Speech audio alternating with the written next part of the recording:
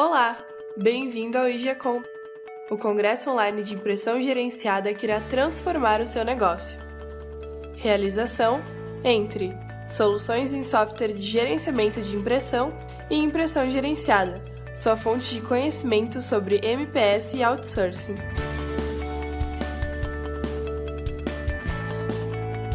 Fique agora com a sua palestra.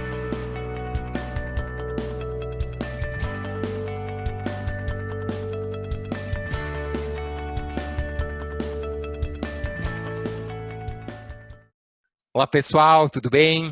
Sou Charlie Macedo e a gente está em mais uma das palestras aí do IGCOM, Congresso de Impressão Gerenciada, que é organizado pela Entre e pelo blog Impressão Gerenciada.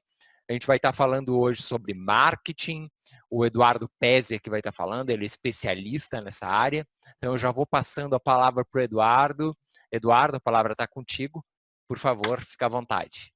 E aí, pessoal, tudo bem? Queria agradecer o Charlie pelo convite. É um grande evento, né? A segunda vez nele. E agora, então, a gente vai falar um pouquinho sobre marketing. Então, o tema que eu fui incumbido de falar é sobre o futuro do marketing e marketing em tempos incertos. Acho que é o grande tema do momento, é a incerteza. A gente que trabalha com o mercado e trabalha com tecnologia e pensamento futuro, a gente já sabia da incerteza, a gente já sabia que tudo era improvável, incerto e mutável, né? A gente já estava trabalhando numa era de não linearidade, então a gente acredita que mesmo que agora a gente esteja numa fase um pouquinho mais tensa de mundo, né? Um pouquinho mais medrosa, vamos dizer assim, é a hora das empresas acelerarem e desenvolverem novos negócios, novas formas, novos jeitos de sobreviver a qualquer crise que seja econômica, seja pandêmica, seja ecológica. Então, o que a gente começa a conversar um pouquinho sobre nós, né, humanos, seres humanos, a gente espera um ritmo constante de mudança. O que é isso? A gente não espera que as coisas aconteçam de uma hora para outra, a gente não espera que as coisas aconteçam muito brutalmente, a gente espera sempre que a coisa vá devagarinho, né? Então, nós somos, por padrão, pensadores lineares. A escola nos faz ser assim, então a gente tem que entender que o mundo não é mais linear, o mundo ele é complexo, e a nossa intuição, que é aquela experiência passada, funcionou, sempre deu certo, eu fiz isso 20 anos, não funciona mais. Já se vinha falando sobre isso e agora eu acredito que a gente tenha essa ruptura, né, que tenha mudado de vez o pensamento, principalmente dos grandes empresários, e os pequenos consigam ver agora, que são os que vão sentir mais, que precisa realmente repensar modelo e que o que deu certo não vai dar mais. Salvo um ou outro mercado, a gente está tendo crises em quase todos. Então, a gente precisa pensar diferente daqui para frente e esse congresso que a Entre está fazendo do IGCOM é importantíssimo para a gente começar a pensar modelos diferentes. Então, a gente está na era da mudança ou uma mudança de era? Né? Muito se fala assim, a gente está mudando, a gente precisa mudar, é a era da mudança, é a hora de mudar. Não. A gente está simplesmente tendo uma ruptura de era, a gente está tendo uma quebra de paradoxo e as coisas estão mudando radicalmente. A gente não tem mais como ir devagar. Realmente agora a gente precisa voltar para dentro das empresas e pensar assim, o que eu serei amanhã, porque o que eu sou hoje pode não funcionar mais. Então a gente está numa era de mudança. Se a gente pegar a teoria, a gente vai ver que existem 1000 maneiras de dizer isso, tem N autores, né, vários pensadores dizendo, era do conhecimento, era caórdica, era da abundância, a era exponencial, a era da colaboração, pós-digital, quarta revolução. Na verdade, a gente tem um monte de nomes para tentar dizer a mesma coisa que já se vinha falando, e a gente tem que entender agora, claro que numa visão de marketing, que é o meu caso, o que está mudando nos mercados e nos comportamentos das organizações. Então, a gente entende que agora a gente está numa era complexa. O que é isso? É tudo confuso, é tudo diferente, é tudo misturado e a gente não consegue mais entender o mundo de forma linear ou com uma linha só de pensamento. Então, não existe mais muita divisão entre certo e errado, faz isso ou não faz aquilo.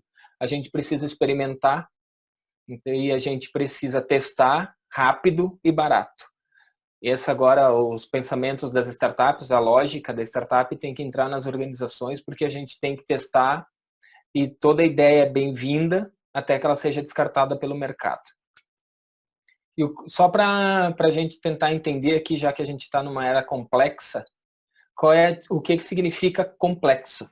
Complexo, na verdade, vem do com, que é junto, e plexo, que é tecer, ou seja, a gente tece uma rede junto e se entende, como o Peter Senge, né, há muito tempo atrás falava, que é a teoria dos sistemas. Ou seja, está tudo interconectado, tudo interdependente, e qualquer coisa que aconteça num ponto, num nó, pode interferir no resto. Então a gente achava que, porque a minha empresa é local, nada lá fora pudesse, né, atrapalhar o meu negócio. Mas não é assim. Então um vírus numa cidade chinesa pode acabar com o planeta, nesse caso, ou em menor grau pode acabar com várias economias, que foi o que aconteceu em 2009 com o H1N1.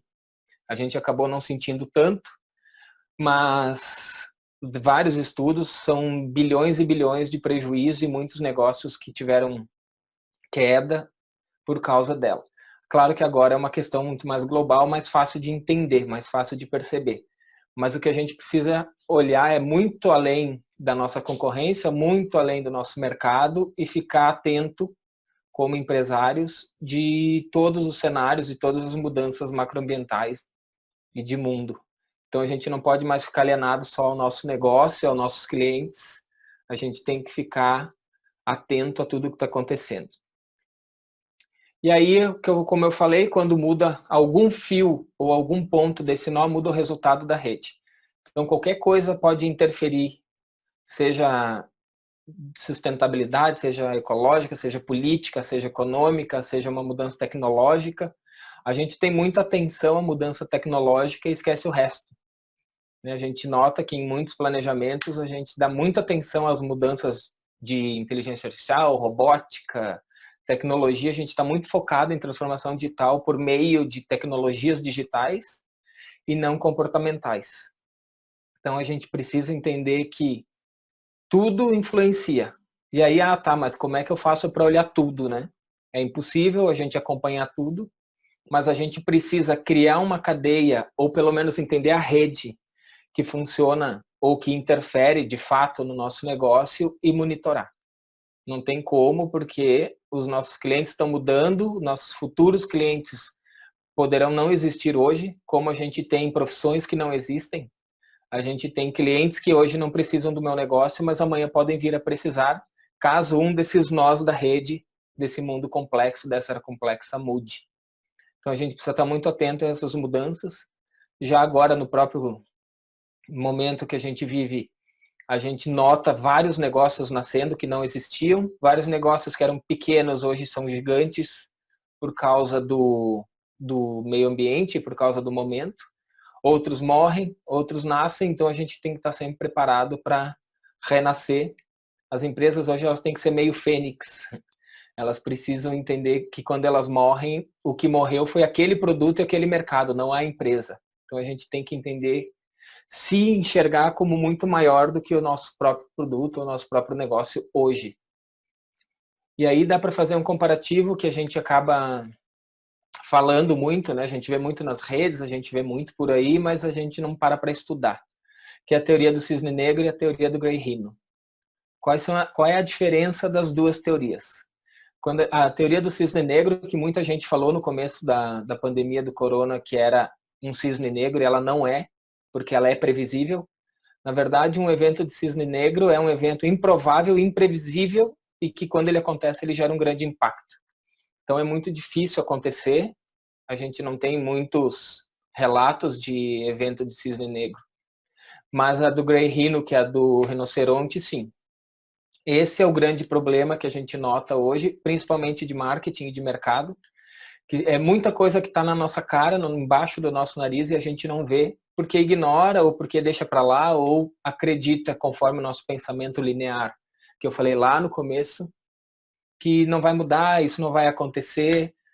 A gente pode citar um exemplo que eu tenho de um cliente que é da área de autopeças, que trabalha com motor e linha diesel. É a resistência que a gente tem das grandes empresas hoje a aceitar o motor elétrico. O motor elétrico não é um cisne negro, o motor elétrico é da teoria do Gray-Rhino. Ela está aí, é um evento provável, é óbvio, só que a gente tende a ignorar porque vai ser lento, porque não querem, porque a coisa vai demorar muito, quando vier eu já vou estar aposentado, a empresa já não é mais minha. Então a gente ignora uma coisa que está embaixo do nosso nariz. A gente precisa, de certa forma, estar ligado, estar pensando num outro modelo, e enquanto a gente vai tocando o modelo atual.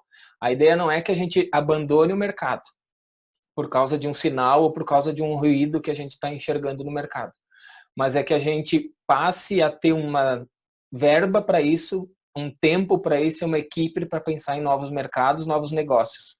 Porque se a gente ficar dependente de como aconteceu agora no caso do turismo, quem só depende de turismo vai levar muito tempo para voltar. Então a gente precisa ter mais de um negócio, a gente não pode ter todos os ovos dentro da mesma cesta. A gente brinca, né, como pessoa física, a gente diz assim, o ruim de trabalhar numa empresa é porque os meus ovos estão todos numa cesta. Você profissional liberal, que daí eu ganho um pouquinho de cada cliente, ou ter uma dependência menor de cada cliente para poder não ter meu faturamento dependendo de um só. E isso também é fato, óbvio, é uma regra da administração, a gente não está preso a um cliente só, mas também a gente não pode ficar preso a um mercado só. Hoje não é mais cabível que a gente fique pensando que o meu produto hoje é só isso que eu faço e é isso que o mercado tem que comprar. Então, estamos numa era da complexidade, o mundo é complexo e incerto. Qualquer um que faça alguma previsão muito clara, muito óbvia, está mentindo. É impossível a gente fazer a previsão, a gente pode ter hipóteses, escolher algumas delas que façam um pouco mais de sentido com base na nossa experiência e no que está sendo falado, e decidir o meu negócio por essas hipóteses. Agora, não existe um caminho só, não existe o melhor ou o pior. A gente hoje em dia está vivendo uma semana de cada vez. Então, a gente precisa enxergar mercados, enxergar negócios e saber que não é certo, mas a gente precisa ir. Então, é perder o medo. Então, depois dessa introdução aqui, eu acho que é legal a gente conceituar marketing, né? Já que é o grande tema. O que é marketing? Esse também está passando por uma revolução conceitual e revolução de função, como ciência, como filosofia, né? O que é a função do marketing? Ele já nasce errado por muito tempo, conceitualmente, ele se perde no meio de muitas entre venda, comunicação, e a gente acaba, as empresas não tendo muita clareza do que é, e agora, antes de ter a clareza, a gente já está mudando o conceito de novo. Então, na verdade, marketing muito mais é para facilitar a troca de bens e serviços por dinheiro, tempo, atenção. Resumindo assim, a grosso modo, fazendo de uma forma bem rústica o conceito. Ou seja, o que o profissional de marketing tem que fazer? Fazer com que uma marca seja reconhecida e desejada, ou tenha valor para aquele mercado, para facilitar a troca do meu produto, do meu serviço, pelo dinheiro dele, ou pelo tempo dele, pela atenção, no caso das ONGs, ou pela atenção. Só que hoje a gente tem que parar de olhar para o mercado como ele sendo um mercado comprador e consumidor, e a gente tem que começar a olhar para esse mercado como uma plataforma de cocriação, de design e soluções. Ou seja, a gente tem que ficar muito menos olhando para dentro, para o nosso umbigo, e pensando, o meu produto é esse, eu tenho impressoras, é outsourcing, eu vou alugar ou eu não vou alugar, eu vou vender ou não vou vender, eu vou alugar insumo ou não vou alugar insumo, cobro por cópia, cobro por tempo, né? A gente tem N formatos, N modelos de negócios, mas quem decide o que é melhor e o que é pior é o mercado. E se o mercado está mudando, traz o mercado para conversar, para desenvolver novos negócios, que é a criação e o design de novas soluções, participando, ou seja, fazer com que o cliente experiencie o processo de criação. A gente precisa trazer para dentro do negócio o mercado, para ele ajudar nós a desenvolvermos, porque senão a gente fica muito fechado no nosso mundo e a gente não consegue enxergar o todo. E a gente acaba se limitando. Então, pegando por um exemplo, uma pessoa disse assim, estou a fim de abrir um negócio de tipo uma vending machine, uma startup querendo fazer uma vending machine.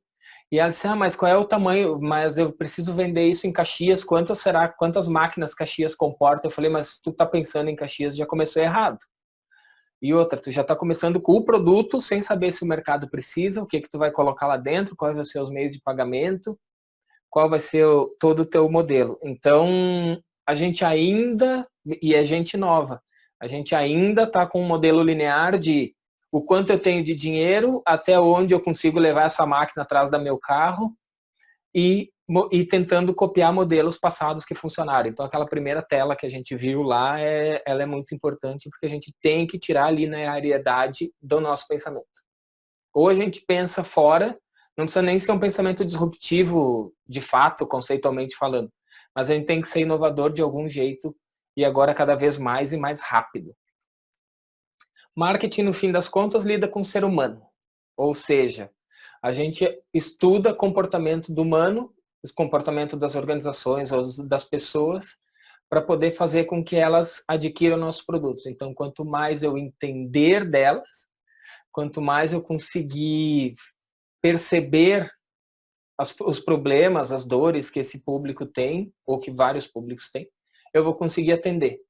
E não necessariamente seja com o produto que eu tenho, né? Porque esse é outro viés que a gente tem muito grande nas empresas. Eu tenho o produto X e vou tentar achar pessoas que precisam desse produto. Não. Eu tenho uma empresa para resolver tal problema, que muita gente chama de propósito, né? Que sempre existiu, mas hoje é um conceito que já está aí sendo falado por todo mundo. Para que eu sirvo? O que eu resolvo? E aí depois como eu vou resolver isso é outra conversa, né? Eu tenho meus produtos e meus serviços hoje, eu posso ter outros produtos e outros serviços e resolver outros problemas desses meus clientes. Não necessariamente eu preciso ficar fechado ao meu mix atual de produto. Mas será que isso daí é uma discussão que a gente está tendo muito forte hoje, principalmente o pessoal que estuda comportamento de consumidor, se o comportamento vai mudar? A gente entende que alguns filósofos também estão levando em conta que o ser humano não vai mudar. A gente demora muito tempo para mudar comportamento. O que vão mudar são algumas atitudes em relação ao consumo. Isso sim. Talvez a gente tenha uma diminuição grande em shopping, a gente tenha uma diminuição grande em loja física, a gente tem uma diminuição nas viagens, tenha uma mudança ou um pensamento antes de gastar. Talvez a gente passe a gastar menos ou comprar menos, mas o ser humano realmente ele demora muito para mudar. Por quê?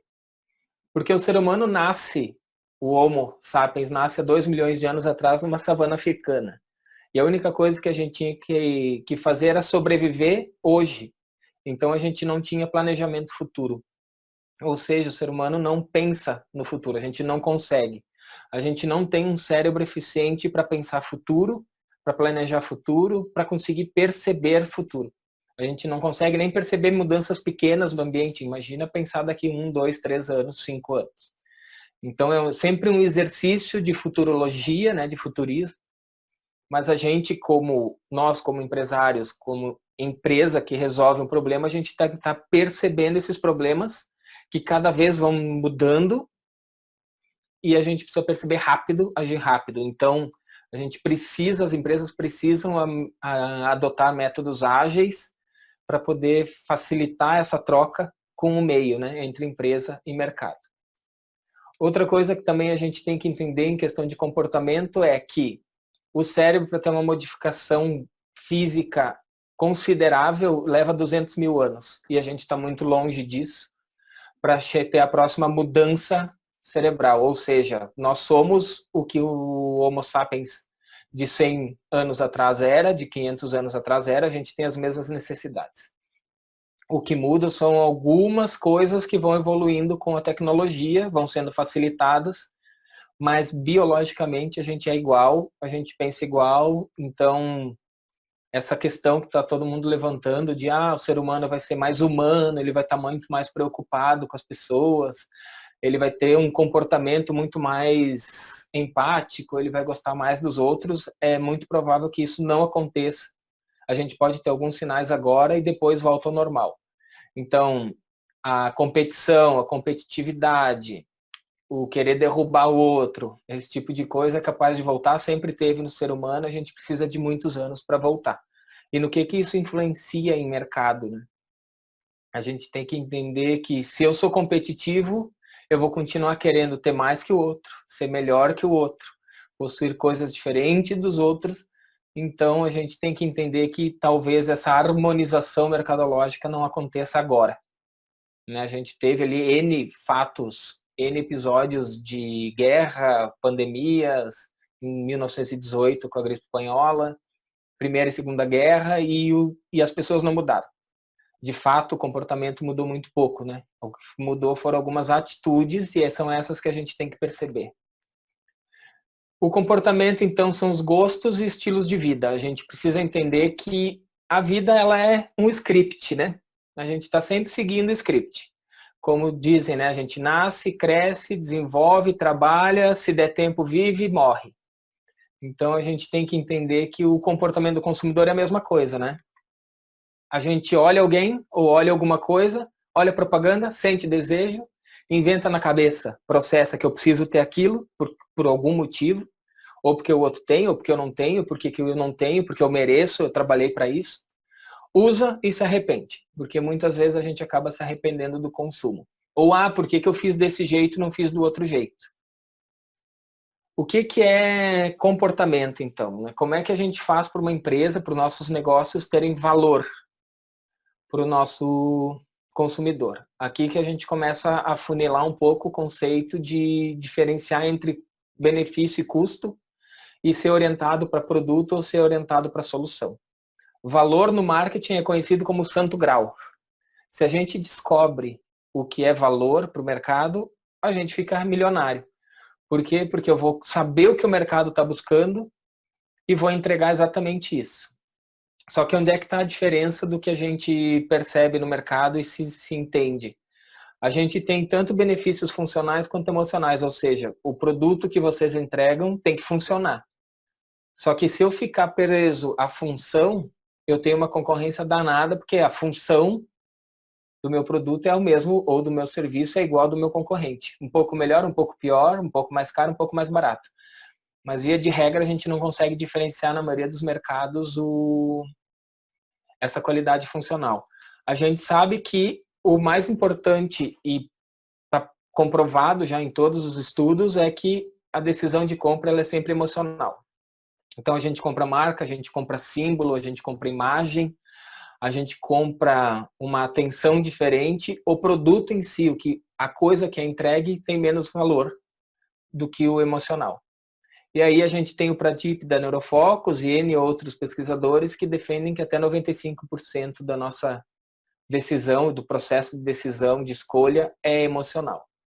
Então a gente tem que se engajar, por isso de lá no conceito de marketing mudar ele para uma questão criativa, de cocriação, de participação, de design junto, né, de usar design sprint, service design, os métodos ágeis. Por quê? Porque aí o cara participa, ele se sente dono daquilo e a coisa faz muito mais sentido.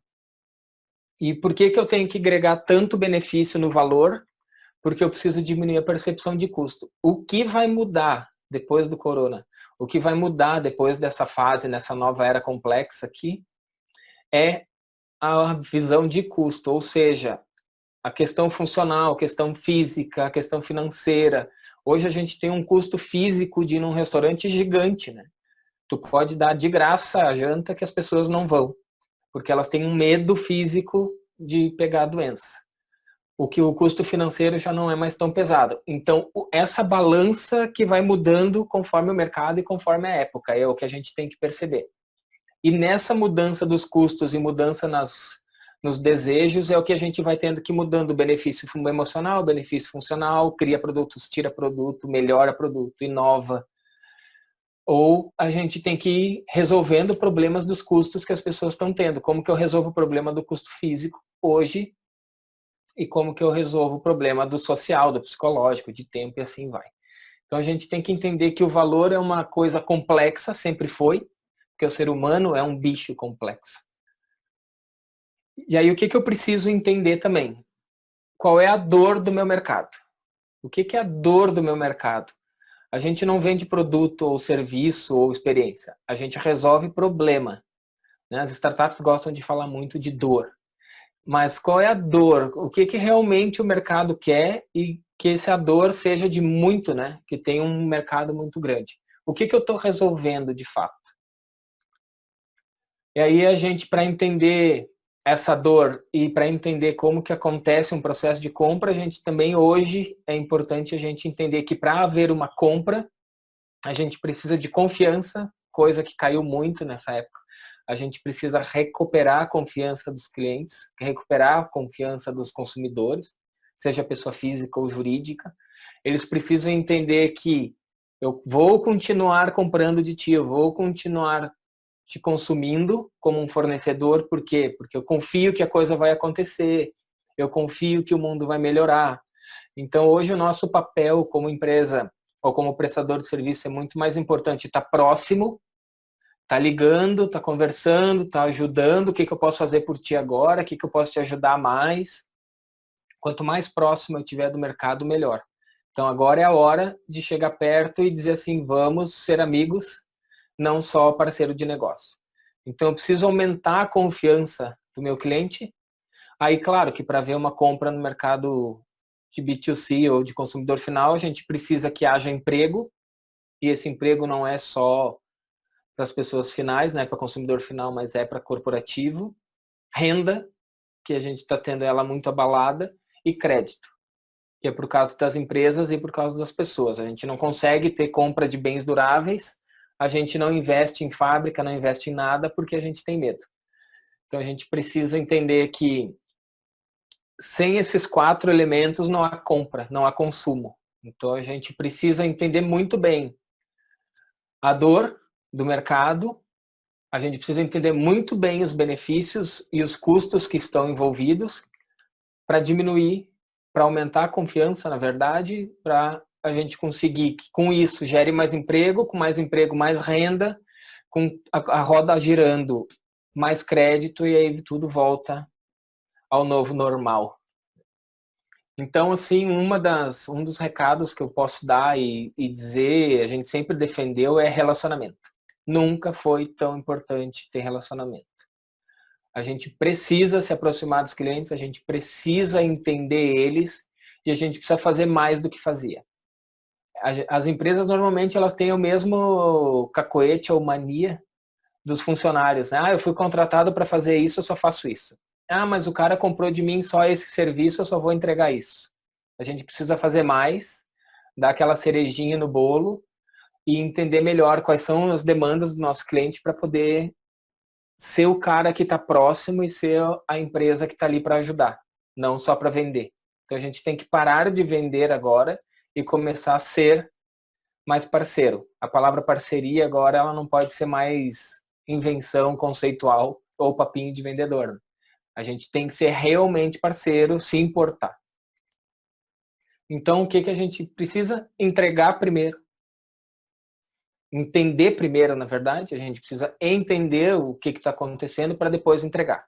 Não chega já com o problema resolvido, não chega com a solução, porque tu não sabe qual é o problema. Normalmente, as empresas têm a mania de chegar com a resposta sem saber qual é a pergunta.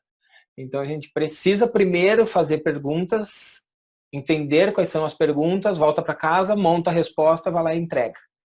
Então, a gente tem que ser muito ágil nesse processo.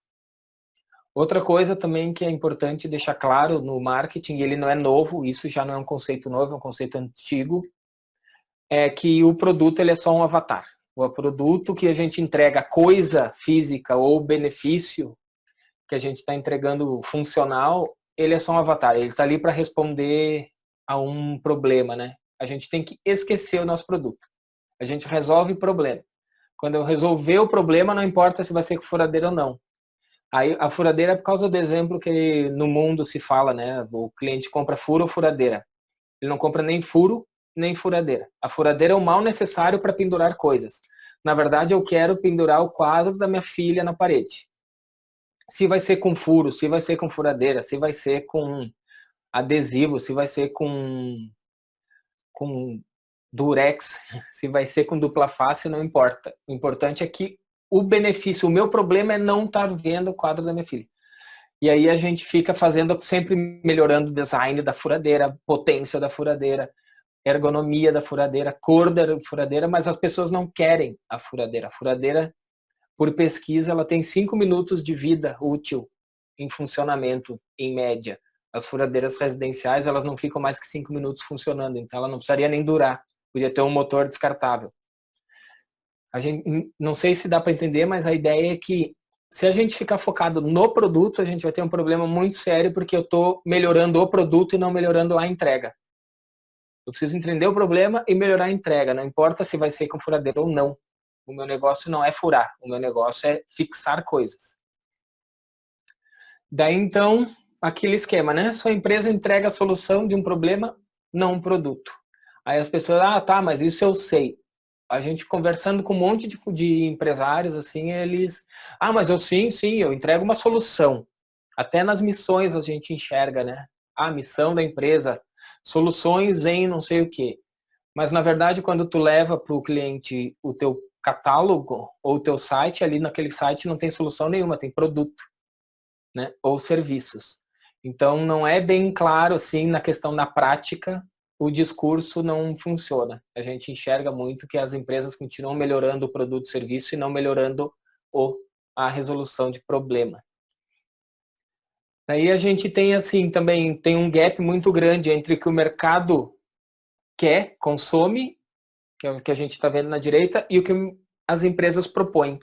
Às vezes a gente entra com um produto muito rápido no mercado e o mercado ainda não tem cultura para adquirir esse produto, para entender esse produto, ele leva um tempo de aprendizagem muito grande, né? Aquela questão de perceber valor, não preciso disso aí, é muito cedo, então a gente acaba tendo uma frustração, a gente nota no mercado que muitas empresas que tentam dar uma inovada acabam se frustrando porque o mercado não está pronto para perceber o valor desse produto, está preso ainda linearmente ao modelo antigo e não, deixa assim, tá ruim, mas tá bom. Né? Mesmo que tu prove que aquilo ali vai reduzir tempo, vai melhorar o desempenho, vai ser um pouco mais barato, até a empresa aprender a usar aquele tipo de coisa demora. Mas o negócio é não desistir, porque esse vale que a gente enxerga na imagem ali, que é o gap, que é o vão, o buraco, a gente tem que conseguir passar. A gente não vai passar de primeira, tem um ou outro produto que consegue ter aderência do mercado mais rápido, mas o que a gente tem é que ir tentando, até por causa da cauda longa hoje, né? A gente tem que ter vários produtos para poder entregar, não um só, porque a gente não vai ter mais os hits, conforme diz no livro, da teoria da cauda longa. Então, uma das dicas é quebre seu negócio antes que seu negócio quebre você. Né? Porque a gente entende que os negócios quebram, a pessoa física se escapa, na maioria das vezes, né? Mas o que é o conceito de quebre seu negócio antes que ele quebre você? Pense sempre se o teu negócio quebrar hoje, se os teus clientes não te quiserem mais, o que eu posso fazer? Qual é a minha próxima empresa? Esteja sempre pivotando, sempre quebrando a sua empresa e sempre pensando na próxima.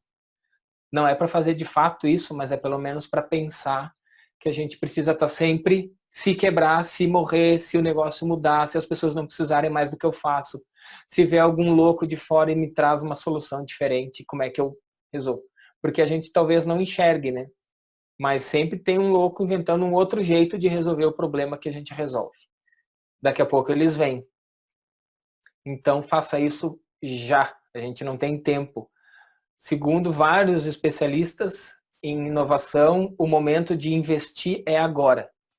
É a hora de parar, porque a gente está com, teoricamente, alguns empresários com tempo. Para pensar no teu negócio. Repensa o modelo. Repensa como que tu está fazendo. Repensa a tua proposta de valor, o que tu entrega para o mercado. Como que eu faço isso? Tendo uma visão de drone e não uma visão de lupa. O que é a visão de lupa? Quando a gente está dentro do negócio, a gente não consegue enxergar o que está acontecendo fora.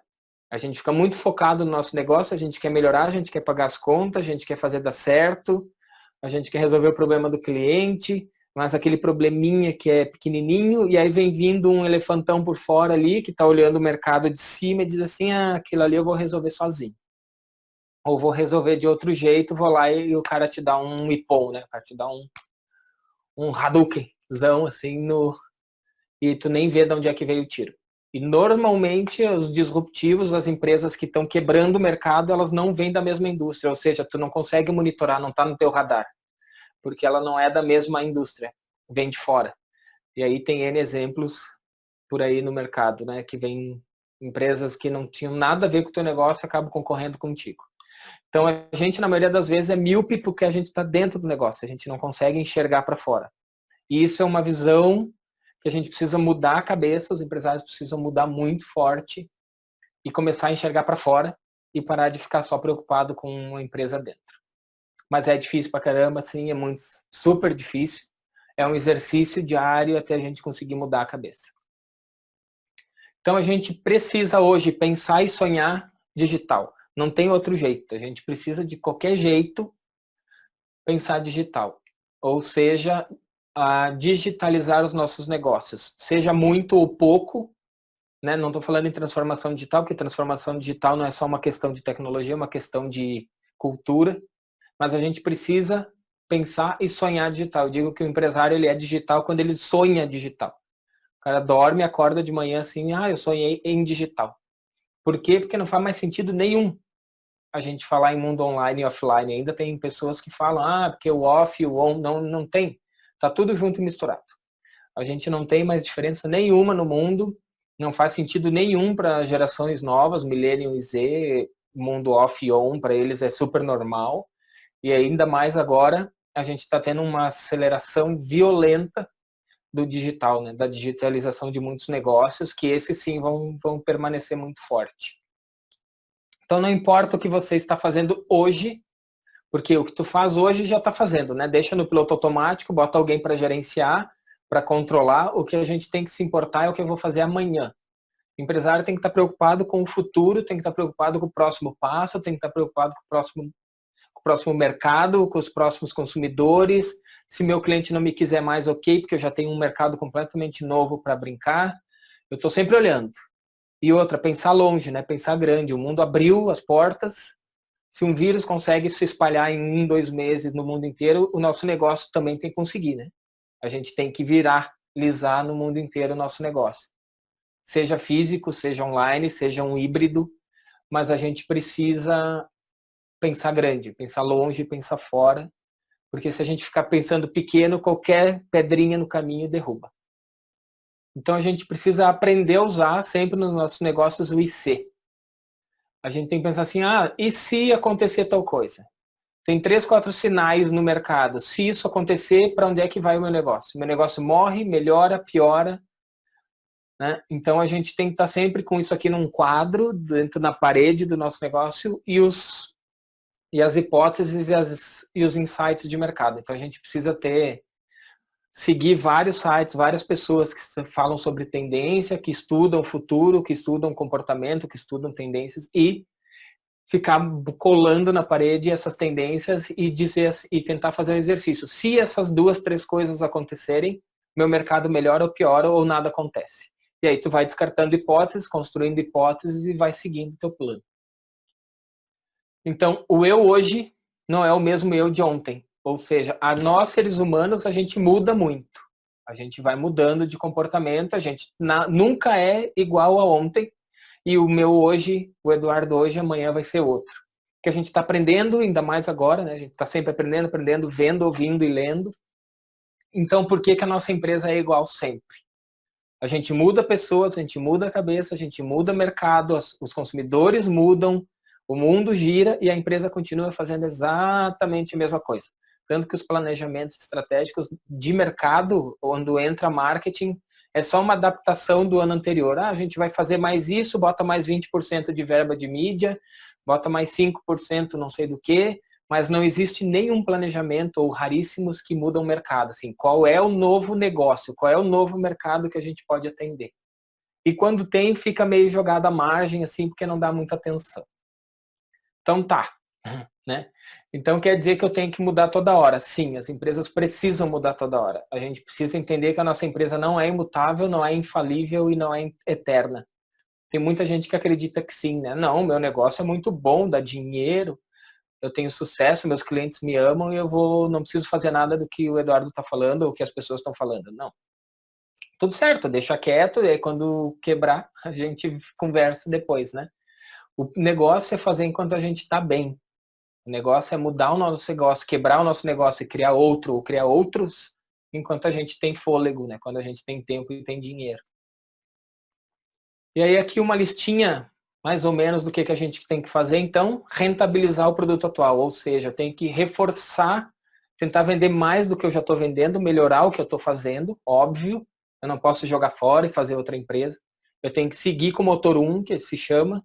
Eu tenho o motor 1, que é a vaca leiteira, que é que está dando dinheiro, segue. Aí depois eu tenho que entender muito de mercado, coisa que a gente não tem o hábito de fazer. Ficar monitorando ou ter alguém monitorando tendências e coisas que estão sendo alteradas e mudando no mundo ou ao nosso redor, para poder ter insights e desenvolver produtos ou serviços. Procurar novos mercados. O que são novos mercados? Eu tenho que estar sempre pensando assim, eu não vendo para aquele mercado, mas será que se eu fizer tal alteração ou criar tal produto, eu não resolvo o problema dele? A minha empresa é capaz de resolver esse problema porque é o propósito dela. Então a gente precisa estar procurando novos mercados, porque pode ser que o meu hoje esteja bom e amanhã esteja ruim. Procurar novas fontes de receita, ou seja, parar de botar todos os ovos na mesma cesta e esperar que o dinheiro venha sempre daquele produto e serviço. Eu tenho que pensar em como ganhar outros dinheiros, em como entrar com outras formas de receita, outras fontes, porque no final das contas é lucratividade que importa, né? Não ser apegado ao produto, como a gente falou antes, lá no caso da furadeira. Você não é o que você faz, você é o que você resolve, então a gente não pode mais pensar no negócio como eu faço isso, eu sou uma empresa de outsourcing, eu faço furadeira. Eu sou muito mais que isso. O que está por trás dessa solução que tu entrega e o que mais eu posso desenvolver. Então, você tem uma empresa de mercado, não de produto. A tua empresa nasce para resolver um problema de mercado. Empresa é do mercado. Ela é tua em contrato social, mas ela só existe por causa do mercado. Então, ela não é pelo produto que ela faz, ela é pelo que o mercado quer. Então, ela tem que se adaptar, ela tem que estar sempre seguindo o mercado. Então, mais um recadinho, né? Você atende a um mercado? Não. Você não atende um mercado. É o mercado que atende você. Então, é o mercado que manda no nosso negócio, não é a gente que manda no mercado. E queria agradecer aqui, então, deixar meus contatos. Não sei se eu não fui muito rápido. Charlie. Foi ótimo, cara. Ótimo.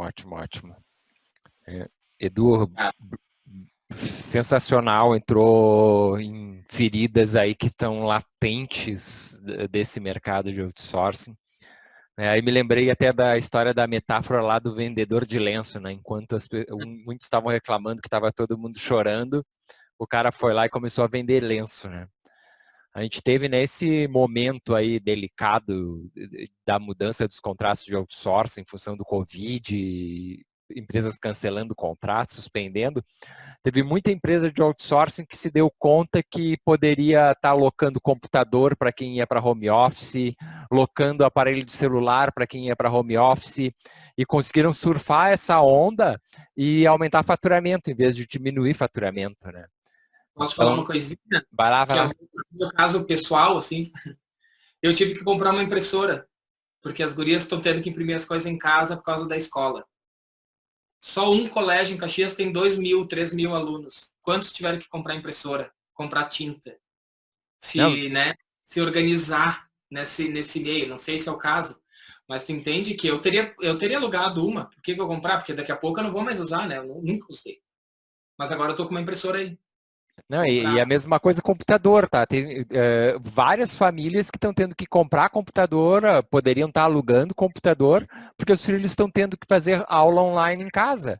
É uma reclamação no colégio. Isso. Não tem como, porque o meu computador só tem um e é o meu do trabalho, eu não posso deixar meu filho usando. Ou tem 2 filhos em casa, né? E aí vão ter aula online os 2 filhos ao mesmo tempo. Nós estamos em 4 em casa e eu tenho 3 computadores. E não dá, porque tem horas que eu preciso dos 4, entendeu? Então é uma mudança de cenário e a gente como empresas pequenas e médias, a gente tem a obrigação de ser mais rápido do que os grandes, né? Não adianta, a gente não pode, a gente não tem o poder de fogo deles, então a gente tem que ter a velocidade maior que eles para poder se adaptar rápido e surfar ondas diferentes conforme elas vêm, né? Então, importante, muito boa a tua colocação. Eu queria que tu falasse um pouquinho mais, tá? Para a gente não se estender muito na nossa hora, mas falasse um pouquinho mais do que tu enxerga o que se fazia ontem, até um mês atrás, e como que tu enxerga que empresas de serviço, principalmente, que é o caso da TI, é o caso das empresas de outsourcing, que elas têm que olhar como eu tenho que fazer diferente a partir dessa fase, a partir desse momento que a gente está vivendo. Eu acho que tu já perguntou e respondeu um pouquinho antes, já fez um pouco de uma resposta. Vai ter esse comportamento que eu falei ali um pouco durante a palestra, que o ser humano não vai mudar, mas as ações, as atitudes vão. Já tem muita empresa que vai dar home office, né?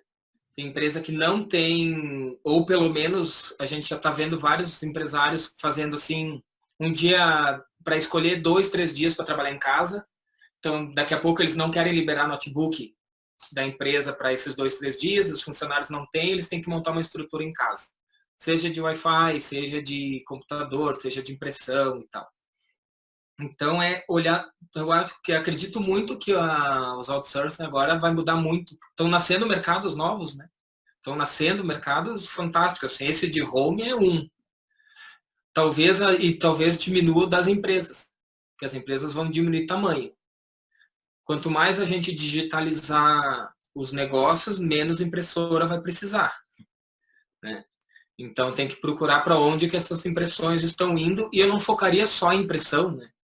Eu ampliaria um pouco, o que é o que tu falou, amplia um pouco a cabeça e não fica só na impressão, vai para computador, vai para insumo, vai para tinta, vai para N coisas que vão ser usadas agora em casa, em escritórios e tal, e começa a entregar outras soluções. Mas aí parte do que eu falei também, do propósito, né? Sim. Qual é a função de uma empresa de outsourcing? O que ela resolve? Ela pega um departamento e diz assim, não, deixa aqui que está comigo, está dominado, né? Aqui tu não te preocupa mais.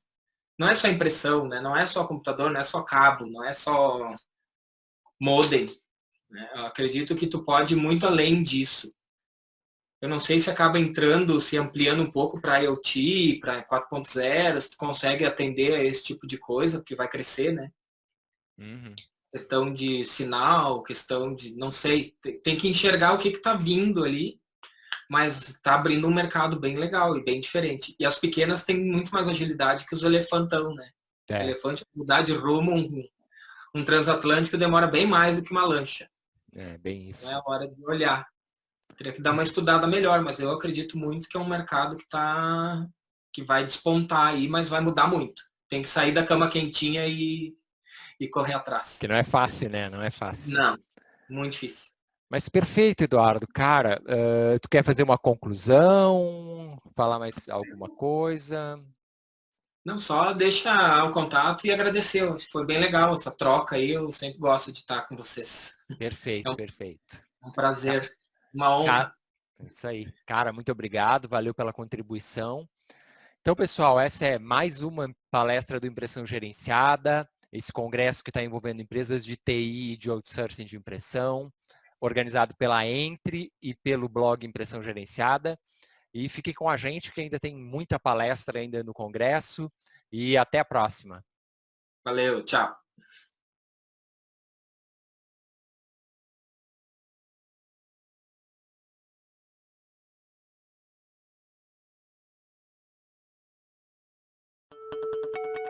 A Entre e o Impressão Gerenciada agradecem a sua participação no IGECOM. Enquanto isso, confira nossa página de programação